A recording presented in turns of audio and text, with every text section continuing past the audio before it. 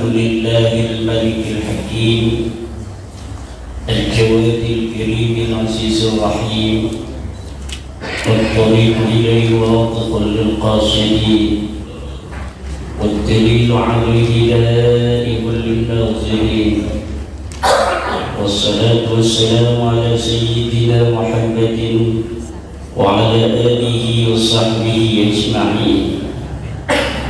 يا حي يا قيوم يا حنان يا منان يا ديان يا سلطان يا ذا الجلال والإكرام. أما بعد فيا أصحاب الفضائل، Ketua Majelis Ulama Indonesia Provinsi Banten Ayahanda Kiai Haji Hamdi Ma'ani, Ayahanda Kiai Haji Ariman Anwar, Kepala Kantor Kementerian Agama Provinsi Banten Dr. Haji Anang Fatur Rahman SPD MPD, Kabak TU, juga Kabit, para Kabit wabil khusus Kabit Pakis Dr. Kiai Haji Abdul Razak. Kenapa pakai Kiai? Karena beliau Wakil Ketua MUI Provinsi Banten, juga Ketua PWNU Banten yang diwakili oleh Dr. Syukran Makmun, Ketua Matlaul Anwar, juga hadir Ketua Matlaul Anwar li Nahdlatul Ulama. Matlaul Anwar yang qasimu ila qismaini, Matlaul Anwar faqat wa Matlaul Anwar li Nahdlatul Ulama. Kullun min ahli sunnah wal jamaah. Juga kepada Ketua Muhammadiyah Provinsi Banten, Ketua Al-Khairiyah Provinsi Banten Kiai Haji Alwiyan Qasid Syamun, Kiai Haji Yamle, dan para kesepuhan Kantor Kementerian Agama. Juga ada Rijalul Ansar Kiai Hamdan Suhaimi Syanwani, dan para kepala kantor Kemenag Kabupaten se-Provinsi Banten, para pegawai, karyawan, para santri, para undangan hadirin Hari Santri 2023. Hari Santri 2023 ini mengambil tema Jihad Santri Jayakan Negeri. Jadi titik poinnya pada kata jihad. Jihad ini ada jihad kalimat yang dimaksud adalah kalimat hakikat, kalimatun musta'malatun fi ma wudi'at lah. Ada jihad yang dimaksud adalah jihad majazi, kalimatun musta'malatun fi ghairi ma wudi'at lah.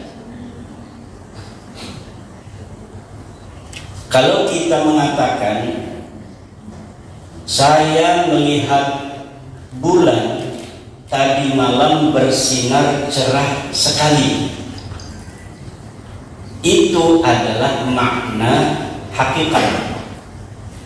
Tapi kalau kita katakan saya melihat bulan pakai kacamata jadi MC Hari Santri, itu maksudnya bulan bukan bulan hakikat tapi bulan majaz.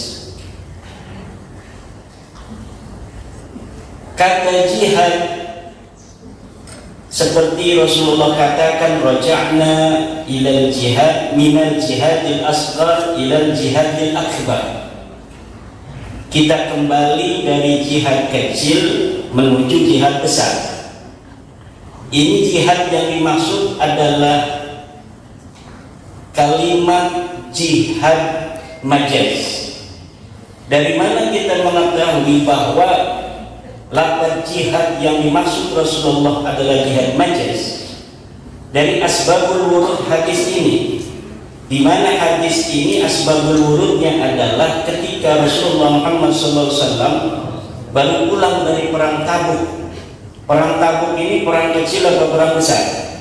Perang Usrah, disebut perang yang sangat sulit.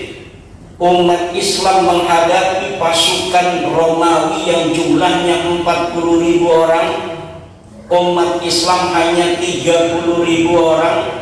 Banyak orang-orang yang biasanya demo-demo ingin perang, tapi ketika perang Usrah itu perang Tabuk, banyak yang mengundurkan diri, tidak mau berperang bersama Rasulullah. Perang itu adalah perang besar, perang penentuan, bahkan perang terakhir yang diikuti Rasulullah dalam menghadapi Romawi. Dengan segitu besarnya perang Tabuk, Rasul katakan raja'na minal jihadil asghar. Berarti jihadil asghar di sini lafaz jihad adalah makna majaz. Di dalam Al-Qur'an lafaz jihad dikatakan makna hakikat dalam 3 makna. Pertama adalah makna perang. Innal ladzina amanu wal ladzina hajaru wa jahadu fi sabilillah, itu makna perang, maknanya makna hakikat, bukan makna majaz. Lalu ada makna hakikat dari jihad, itu maknanya adalah etos kerja, jihad pekerjaan, seperti ayat wa man jahada fa innama yujahidu li nafsi. Siapa orang yang bekerja keras, maka dia sama bekerja keras untuk dirinya sendiri. Ada makna jihad, makna hakikat. Maknanya adalah untuk perang dakwah. Wajahid bihi jihadan kabira. Berjihadlah engkau dengan Al-Quran. Jihadan kabira, dengan jihad yang besar. Lafaznya jihad, tetapi maknanya adalah hakikat. Makna hakikat tapi bukan makna perang. Maknanya adalah dakwah, maknanya adalah ngadu hujjah, maknanya adalah ngadu burhan. Wajahid bihi jihadan kabira. Nah, hakikat apa yang maknanya bukan perang? Itu disebut dengan hakikat lughawiyah. Hakikat itu ada 3, ada hakikatun lughawiyatun, hakikatun syar'iyyatun, ada hakikatun urfiyah. Hakikat lughawiyah di dalam Al-Quran jihad ini ada 3. Nah, ketika lafaz jihad ada di bab fikih, babul jihadi, itu hakikat. Hakikat apa? Hakikat syar'iyyah.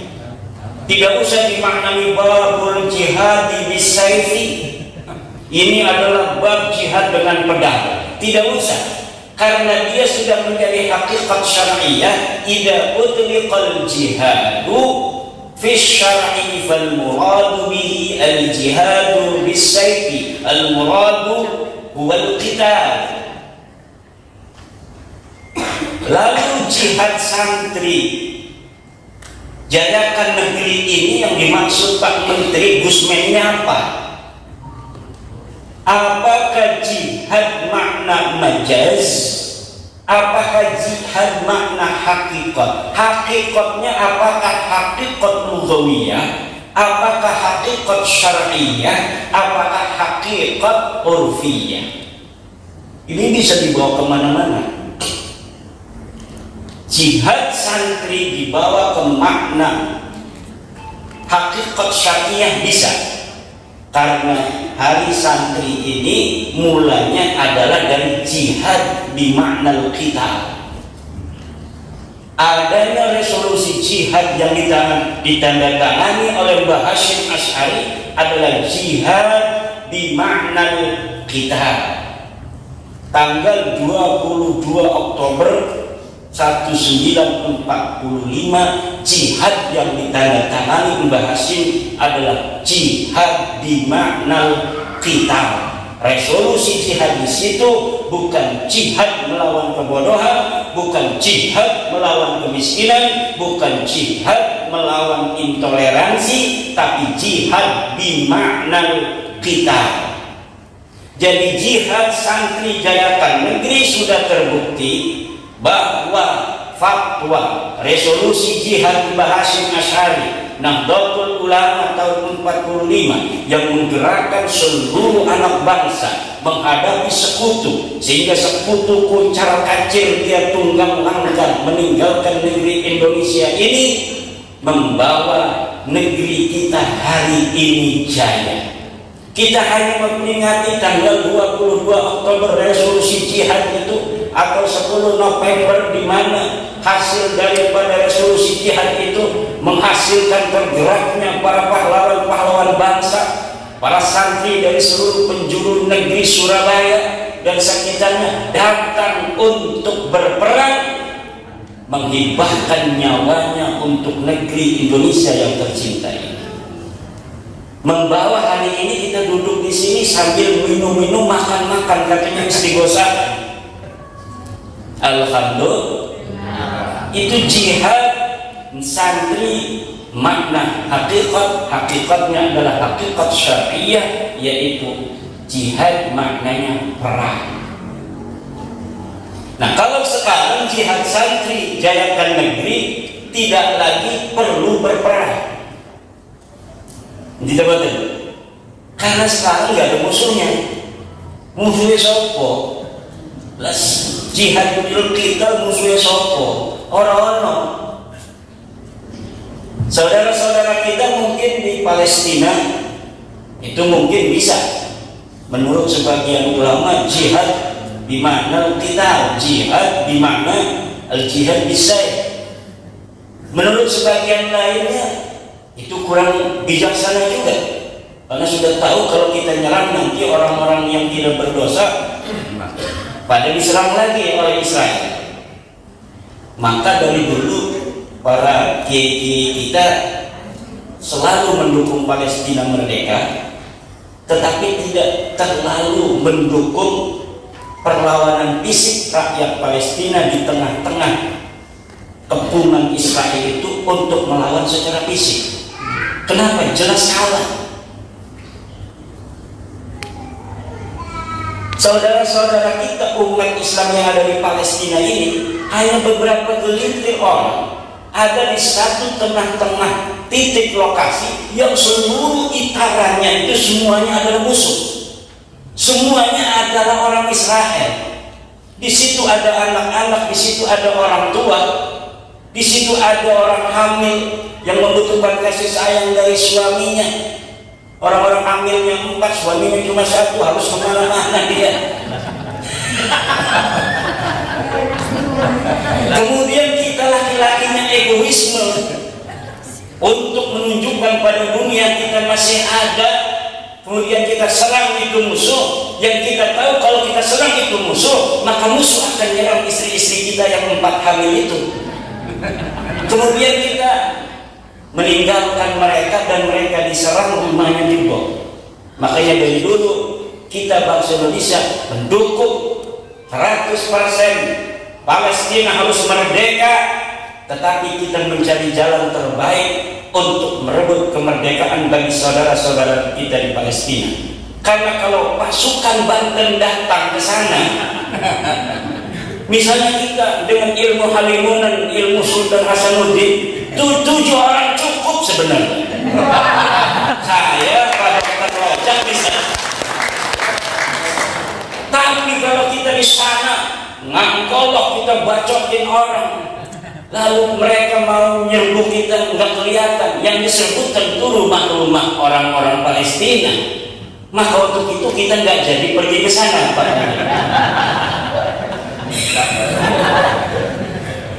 Itu jihad di manal kita. Nah, kalau jihad di manal kita kayak Rasulullah waktu di Mekah, dia apa-apain diem aja, diem baik. Rasul cegah sahabat-sahabatnya ketika Umar mau melawan, jangan. Lamuk dan bil kita belum diperintahkan untuk perang. Kenapa belum diperintahkan? Lambung adanya 40 orang mau melawan orang semekah. Walaupun Umar itu sakti mandraguna, tapi itu adalah perbuatan yang sia-sia. Tunggu saatnya jihad di mana kita.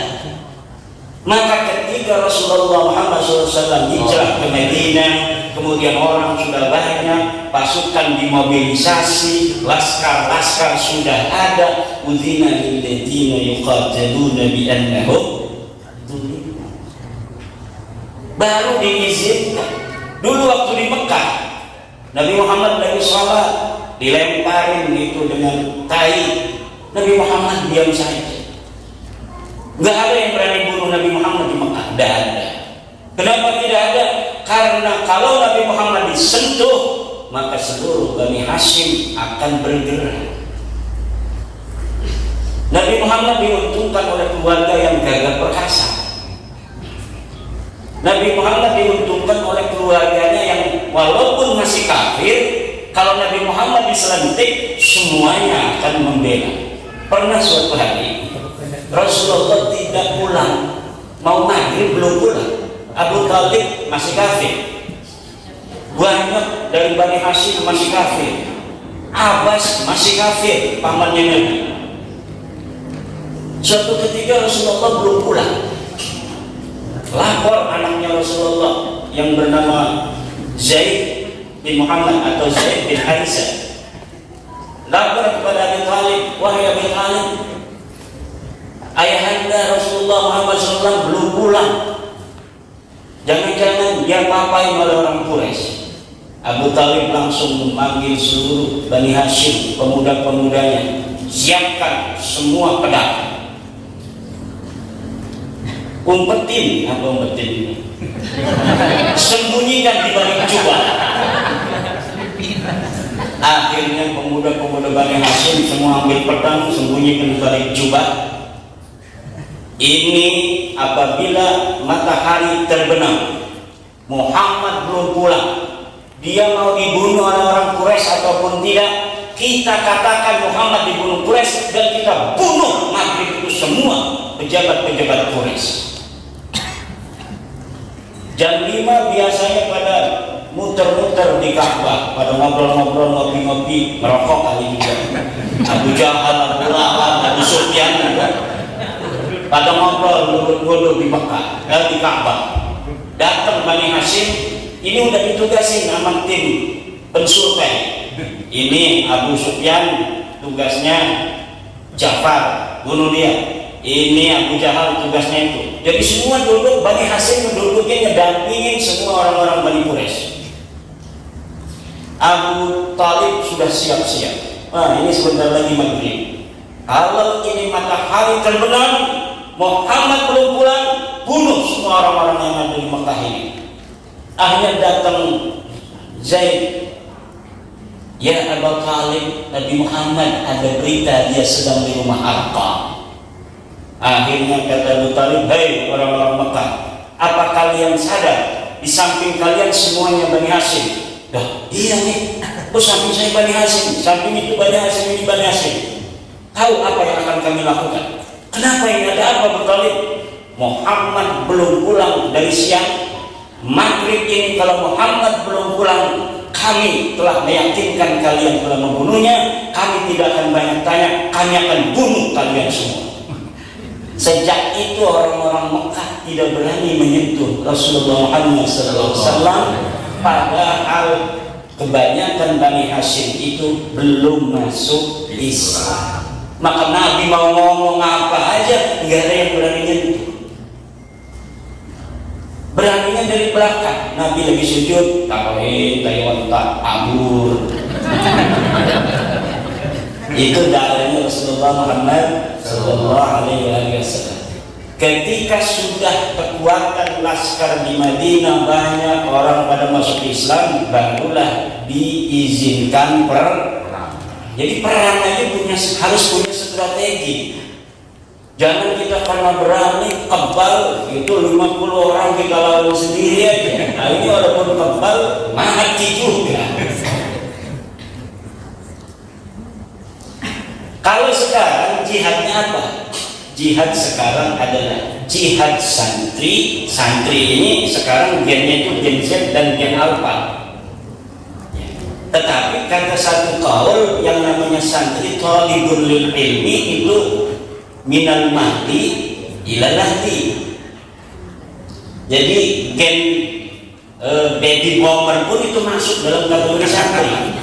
Karena sekarang ini ada yang hadir di kita ini ada gen, mungkin generasi perang juga masih ada yang hidup sebelum yang lahir sebelum 45. Itu disebut dengan generasi perang. Biasanya orangnya penuh tanggung jawab dan penuh dengan perjuangan, siap mati. Itu orang-orang yang hidup atau lahir sebelum 45 disebut dengan generasi perang. Tapi sebagian mereka juga ada yang disebut dengan generasi depresi, depression generation. Orang-orang yang pelana pelongo. Kenapa itu jadi pelana pelongo? Waktunya orang berjuang, dia tidak mau berjuang. Waktunya orang berperang, dia tidak mau berperang. Dia tidak bisa beradaptasi dengan keadaan. Di mana dalam setiap perjuangan itu tidak akan semua orang terpanggil untuk berjuang. Kalaulah Pangeran Diponegoro seluruh orang Jawa itu terpanggil untuk berperang, maka tidak akan memerlukan 5 tahun untuk mengalahkan Belanda. Kalaulah orang Cilegon semuanya terpanggil oleh Kiai Wasit tidak akan pernah kalah. Betul tidak? Kalaulah Sultan Tirtayasa ketika melawan Belanda semua orang Banten tidak ada yang berkhianat, maka tidak akan pernah Sultan Tirtayasa dikalahkan. Tapi kadang-kadang manusia di saat dia hidup di suatu masa, di situ ada perjuangan yang harusnya diperjuangkan, tergerak 1-2 orang untuk berjuang, yang lainnya diam-diam baik. Yang lainnya pelana pelongo baik. Nah ini orang-orang yang pelana pelongo di saat harusnya berjuang itu disebut dengan generasi depresi. Biasanya pejuang-pejuang di saatnya itu akan dianggap sebagai orang aneh. Sultan Tirtayasa berjuang lawan Belanda, Sultan Haji bersama Belanda. Sultan Haji dianggap benar oleh orang yang pada waktu zaman itu. Kenapa? Karena yang diiklankan Sultan Haji adalah syariat Islam. Sultan Haji itu pengawal-pengawalnya untuk istrinya, untuk anak perempuan itu harus pendekar wanita. Kemudian seluruh wanita-wanita yang ada di Keputren harus pakai cadar. Ketika dia melawan Sultan Tirtayasa, dia pakai agitasi kepada para kiai, kita ini mau menerapkan syariat Islam. Kiai melihat istrinya pakai cadar, pengawalnya juga perempuan semua. Akhirnya kiai-kiai betul yang diperjuangkan oleh Sultan Haji ini adalah ingin menegakkan agama Allah. Ini jihad fisabilillah. Akhirnya Sultan Tirtayasa ayahnya ketika digulingkan oleh Sultan Haji, ini Sultan Haji malah didukung oleh rakyat Banten waktu itu. Tapi Sultan Tirtayasa dengan sisa-sisa pengikutnya yang setia terus berjuang melawan Belanda sekaligus melawan anaknya. Siapa yang salah waktu itu? Yang salah Sultan Tirtayasa karena istrinya pakai kutang keben, kelihatan susunya sebelah. Sementara Sultan Haji pakainya syar'i banget. Tapi hari ini tim kajian pahlawan nasional mengatakan yang benar adalah Sultan Agung Tirtayasa. Beliau diangkat sebagai pahlawan nasional. Pendampingnya yang ikut berperang Raden Arya Wangsakara diangkat juga sebagai pahlawan nasional. Walaupun pada saat itu orang-orang yang ada pada zaman itu mengatakan itu yang benar adalah Sultan Sultan Haji. Jadi kebenaran yang ada di masa lalu atau kejelekan dinilai oleh kita hari ini berdasarkan pikiran kita hari ini. Karena pasti pada masanya biasa-biasa saja. Kenapa pada masanya biasa-biasa saja?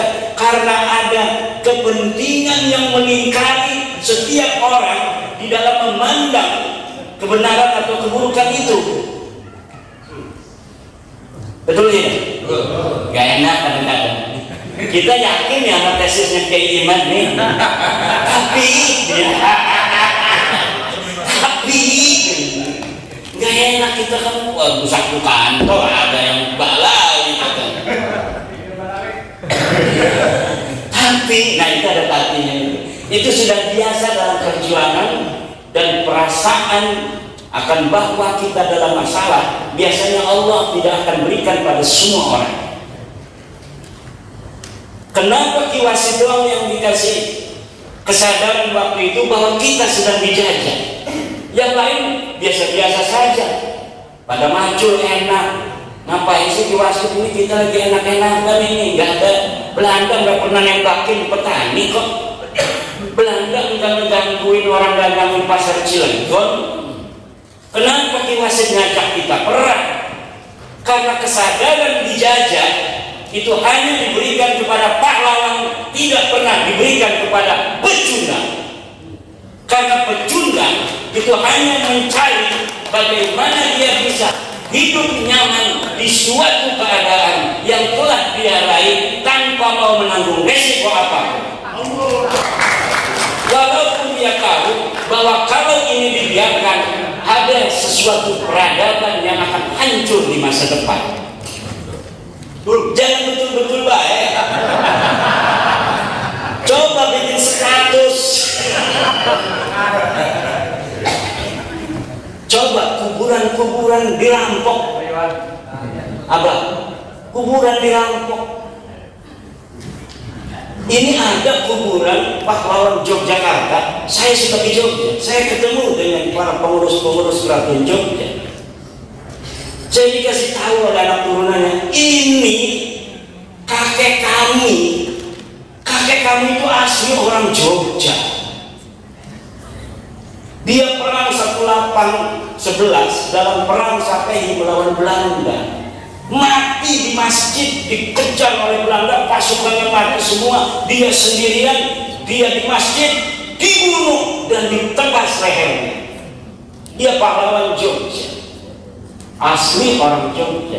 Sekarang jadi bin Yahya. Namanya Sumo Diningrat, masa Sumo Diningrat bin Yahya? Ini Abah ini jangan senyum-senyum baik.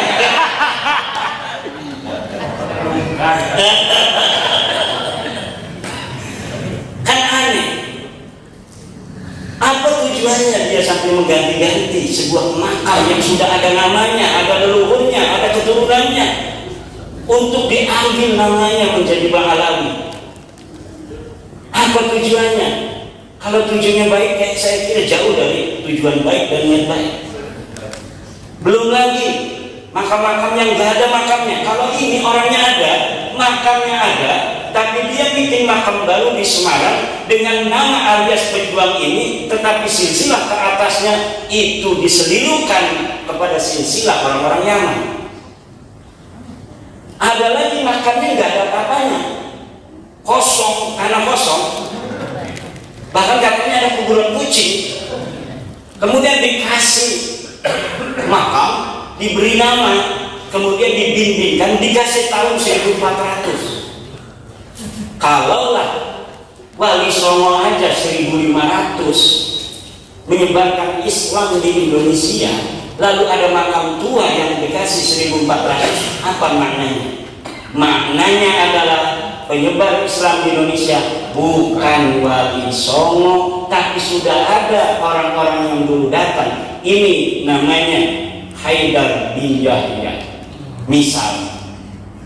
Ini namanya Samsul bin Idrus, ini namanya Abdul Razak Basban.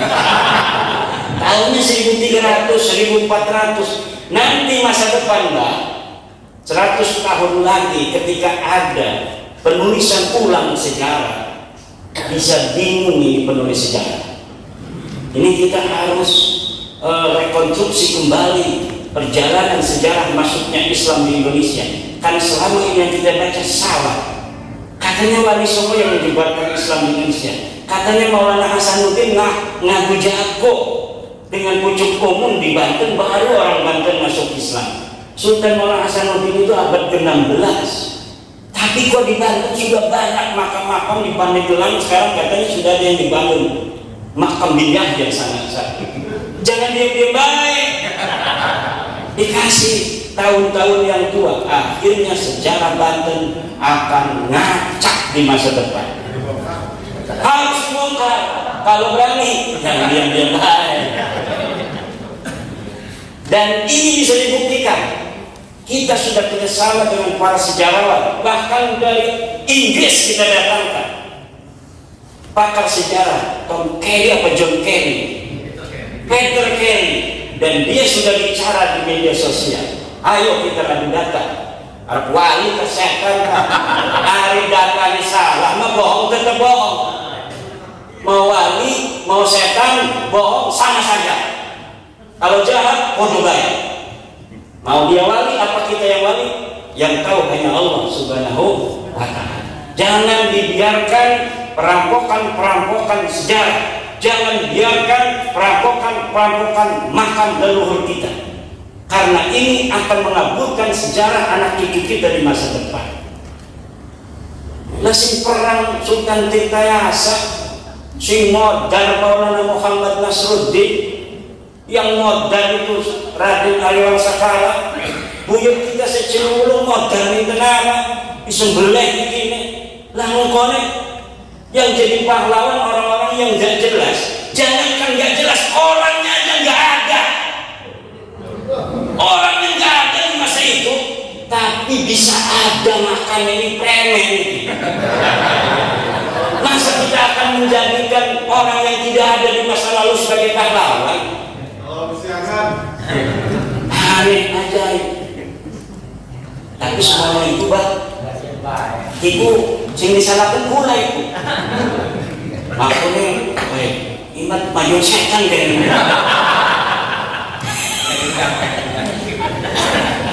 Abah habis senyum-senyum baik. Karena apa Abang ini? Sudah ada sejarah sekarang yang saya baca. Ini belum, makamnya belum dibangun.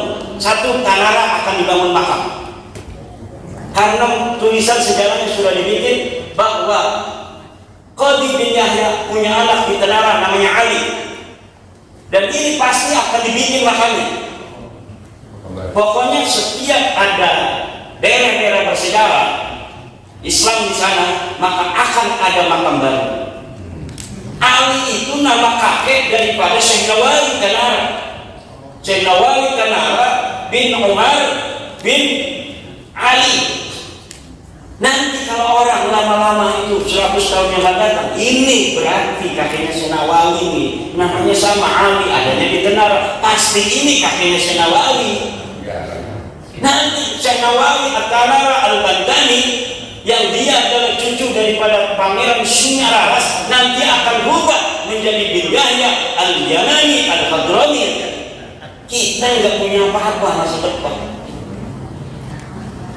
Yakin di Pandeglang ada katanya anaknya satu, bin Yahya juga katanya udah dibangun ini mah. Udah tahu belum kayaknya? Jangan macam-macam. Di Pandeglang itu kerajaan terbesar pertama kali di Nusantara Salaka Negara ada di Pandeglang. Yang menyebarkan Islam di Pandeglang pertama kali adalah Sultan Maulana Hasanuddin. Di Parani, di Pulau Sari, pendeta-pendeta, 80 pendeta ngadu hujah, ngadu tesis, debat, sampai kalah semua hujahnya, masuk Islam. Pamannya itu yang dimana yang disempuh itu di Banten Girang itu bukan paman asli. Yang paman aslinya itu di sana. Paman asli Sultan Hasanuddin itu pucuk umum Surajaya. kakak daripada ibunya yang bernama Nyai Kaumanten. Ibunya Kaumanten punya kakak namanya Pangeran Surajaya. Bapaknya Surosowan mati, Surajaya ini yang jadi pucuk umum Surajaya. Kalau Hasanuddin di sana, dia mah adanya di Cirebon, umur 17 tahun datang ke sini, ngajak pamannya Surajaya masuk Islam, nggak mau. Dia ke Banten Girang, ke paman beda ibu, beda nenek. Karena Prabu Siliwangi punya istri, kemudian punya anak Surasowa, punya istri lain, punya anak Suranggala yang ada di Banten Girang. Ini jadi pucuk umum Banten Girang, Surasowan menjadi pucuk umum Banten Pesisir. Sultan Hasanuddin itu di Banten Pesisir, ibunya orang situ. Tapi karena dia tidak mau masuk Islam, Hasanuddin di Banten Girang dan Hasanuddin menyerbu kepada paman aslinya sendiri. Kata pamannya, orang pengen perang baru ponakan. Hasanuddin sila gawa pasukan makanya muatak ladin, ayo bacok mama ngirang. Majlis Islam gaman, orang pengen majlis Islam kita mana. Ayo perang deh, orang pengen perang. Terus pengennya apa? Ngadu jago. Kata pamannya, ayo kita ngadu jago. Prabu Surajaya yang menggelar pucuk umum Banten Pesisir kemudian ngadu jago sama ponakannya Hasanuddin, kalah jago nih daripada Prabu Surajaya. Wes Hasanuddin, buat kamu ini kerajaan Surasowan. Jadi dia tidak berhak. Maulana Hasanuddin itu dari anak perempuan, ibunya itu Kaumanten, yang berhak harus menjadi raja di kerajaan Surasowan. Kerajaan Banten Surasowan adalah anak turunannya Prabu Surajaya. Tapi karena orang Banten itu begitu, orang pengen perang para ponakan, akhirnya ngadu jago kalah. Kemudian Prabu Surajaya dan anaknya pergi kemana? Ke Kadu Agung. Di mana Kadu Agung? Tiga Raksa. Setelah Maulana Hasanuddin hebat karena dinikahkan dengan anaknya Raden Fattah Demak, akhirnya mendapat keabsahan menjadi raja. Jadi dia raja bukan tidak sah karena dari perempuan, dari Surasowan, tapi dia jadi raja yang sah karena menjadi menantu Raden Fattah. Ini kerajaan bukan kerajaan Banten warisan dari Surasowan, tapi kerajaan Banten di bawah kerajaan Demak karena Maulana Hasanuddinnya adalah menantu Sultan Demak. Jadi Sultan Hasanuddin sah menduduki itu jadi raja di Banten karena mendapat surat langsung dari Raja Demak. Kalau melihat daripada ibunya itu tidak sah anak buah menjadi raja, tapi dia dapat jadi rajanya dari Sultan Demak. Karena hebat Maulana Hasanuddin ini, akhirnya terdesak pamannya itu belum mau masuk Islam juga. Akhirnya nanti masuk Islam. Akhirnya pindah lagi ke Jasingan. Maka seluruh orang-orang yang belum mau masuk Islam bukan ke Baduy. Di Baduy itu mah tiba lagi gitu baik mana. Di zaman Pajajarannya itu kumaha pun baik. Di zaman Kesultanan Banten mereka memang dari turun temurun, nabinya aja masih Nabi Adam. Saya pernah ke sana. Kata saya, agamanya apa? Agama keruhun. Siapa nabinya? Adam. Wih, udah ganti adat dong. Ini udah 25 nabi dan rasul. Kok masih Adam? Kok nabinya masih Adam? Ini bukti bahwa dulu itu kepercayaan itu semuanya benar. Tapi kemudian ada penyimpangan dari pengikut-pengikutnya. Agama itu kulluh minallahi subhanahu wa ta'ala fi qawlih. Tidak ada namanya agama langit, agama ardi. Semua agama sebenarnya asalnya adalah agama langit. Kemudian ada penyimpangan. Leluhur kita itu semuanya adalah sama, yaitu Nabi Adam. Nabi Adam, kulluna min Adam wa Adam min turab. La fadla li arabiyyin ala ajamiyyin wa lam ajamiyyin ala arabiyyin illa bitaqwa. Ini ajaran Islam. Tidak ada orang Arab lebih tinggi daripada orang Ajam. Tidak ada orang Ajam lebih tinggi daripada orang Arab.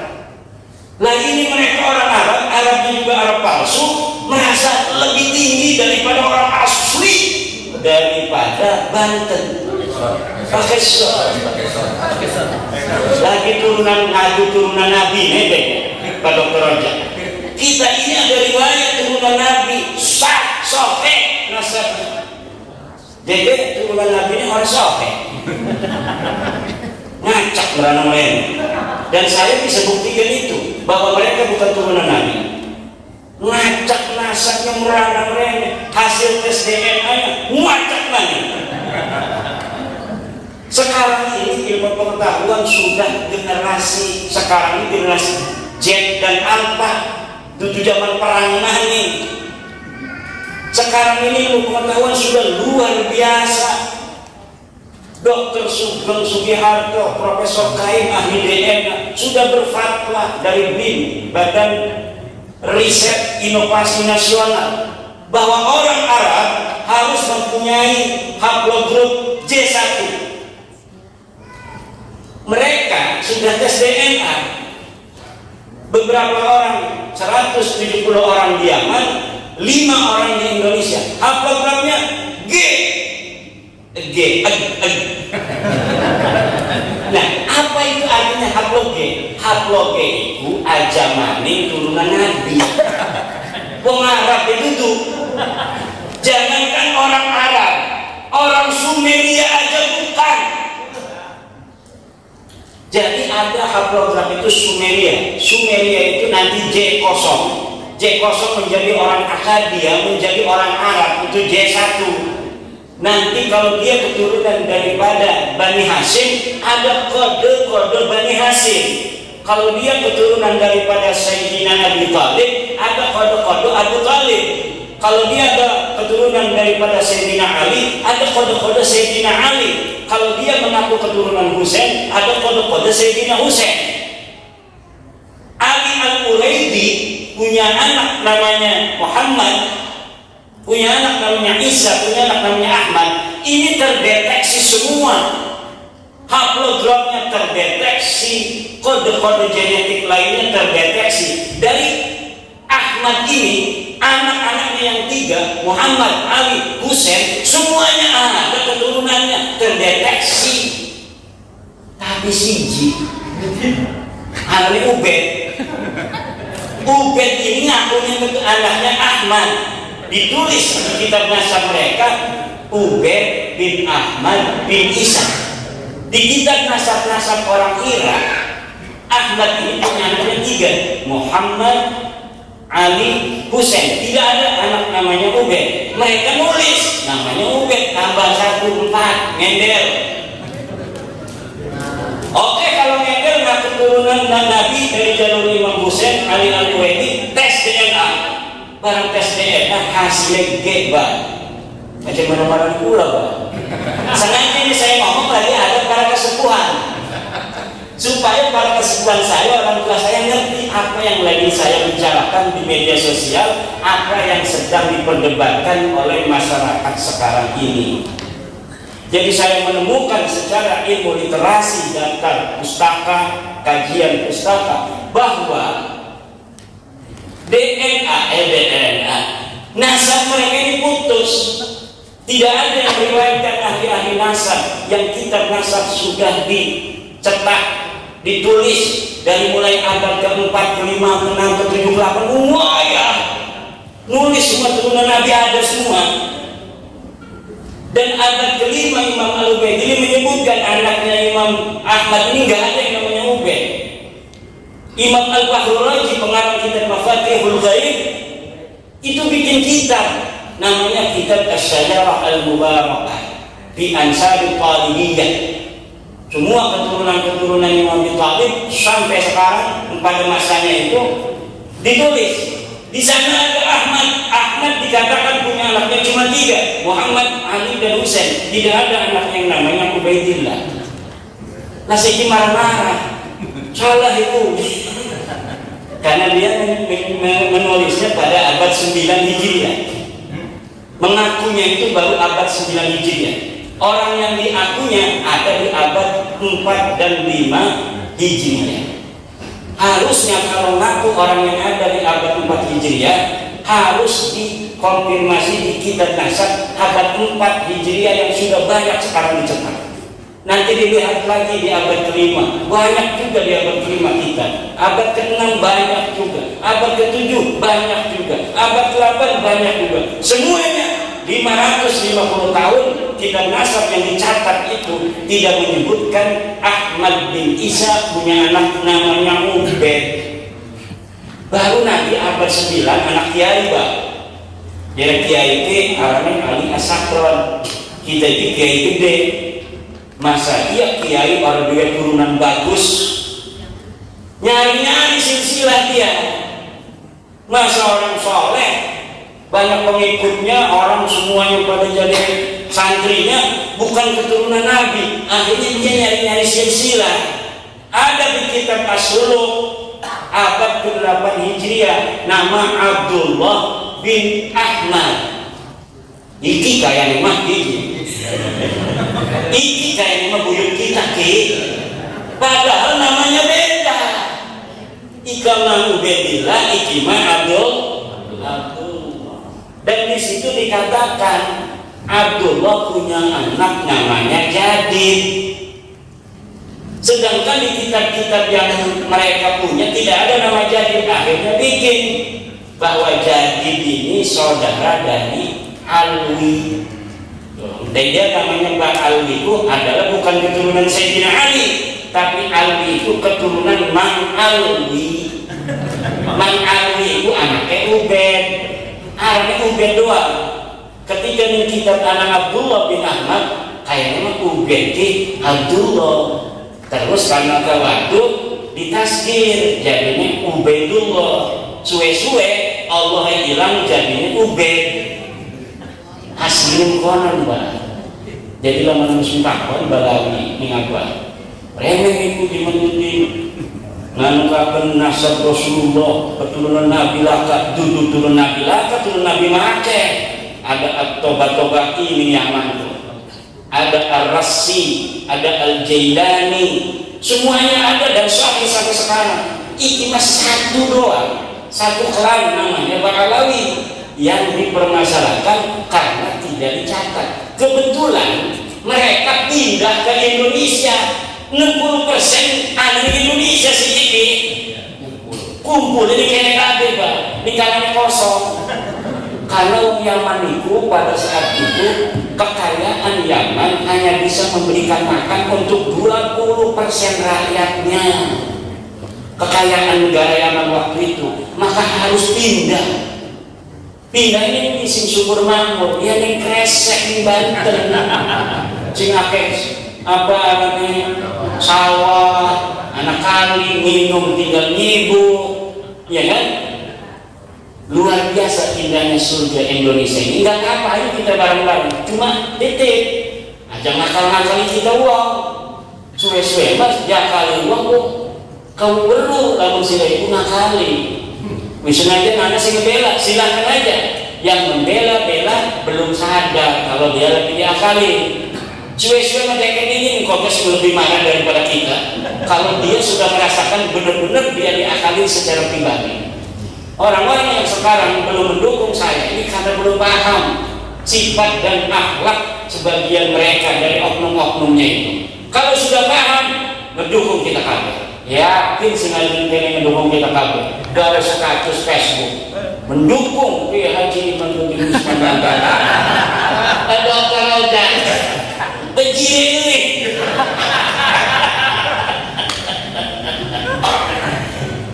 Banyak kesukaan namun juga teman-temannya banyak balawi kemarin habis ketemu. Makanya belum berani vokal dan dia belum yakin. Kenapa? Males lah, nggak mau baca tulisan Jimaluddin. Kenapa? Kalau baca takut ngikut. Saya yakin kalau bapak-bapak baca tulisan saya benar-benar bacanya, kemudian dikonfirmasi kitabnya banyak. Semua yang ada di tulisan saya kitabnya ada di internet. Walaupun tidak punya, tinggal download di arsip.net.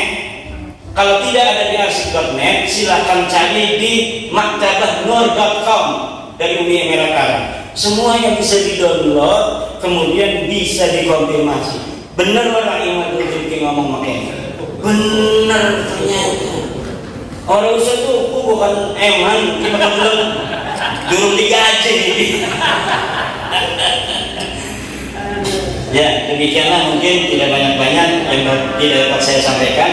Mudah-mudahan ini sambil klarifikasi begini, karena bapak-bapak pasti ditanya setiap ketemu orang jauh, karena orang Banten ngomong kerja di mana? Di Banten. Woi, kenal nggak dengan Ki Imadul ini? Orang yang tidak dapat syafaat Rasul ini. Karena dia dibatalkan durian Nabi. Padahal bukan membatalkan durian Nabi. Saya membela durian Nabi yang asli. Jangan sampai disusupi oleh orang-orang yang tidak berhak.